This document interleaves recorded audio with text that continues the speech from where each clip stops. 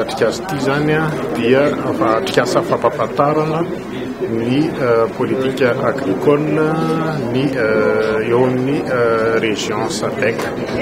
Ny votoatin-kevitra zany dia arak'izay dia mampafantatra amin'ny ny mpisehatra rehetra eto Madagasikara zany an'izay politika agricole zay.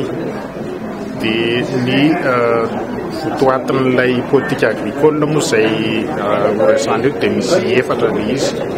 Voalohany ny fanamafisana ny famokarana ara-pambolena amin'ny fomba maharitra, izany hoe production agricole durable. Dia ao koa ny fanatsarana ny taham-pamokarana ny productivité, dia eo koa ny resaka ny fiatrehana fifaninanana zany. Zay zany ny voalohany. Ny faharoa dia mikasika indrindra ny fiarahana miasa amin'ny secteur privé zany amin'ilay antsoina hoe chaîne de valeur. Tokony isy zany ny fiaraha-miasa ny mpamokatra sy ny secteur privé zany ao anatin'izay dia misy izay koa ao anatin'ny tanjon'ilay rapina politique agricole ny SADC zay. Dia eo koa zany misy an'ny fampivoarana ny tsena, izany hoe ny varotra ao anatin'ny SADC zany na varotra ivelan'izay ara ao koa. Dia ny fanatsarana ny tsenan'ny tsenan'ny vokatry ny fambolena. Dia eo koa zany ny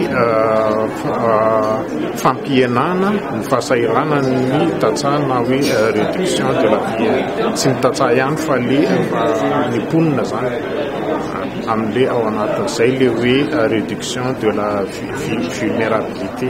Zay zany le izy dia zay zany amin'ny ankapobeny 100,000 ny eo zany manodidina izay ny tatsaha ao anatin'ilay coalition paysanne de Madagascar. Misy olo tena SADC moa eto zany ka ny nataony dia nanazava an'ilay politika agricole ao amin'ny eo anivon'ny SADC zay iny zany nanazava an'izay izy. Dia misy koa moa le hoe CADEP izay ataontsika hoe ny poirany izay le politika izay zany miala avy amin'izay le izy. Dia nazavainy ny hoe mahasamihafa an'izay hoe tia nalaina tatsy dia nakato dia karazana fanatanterahana azy.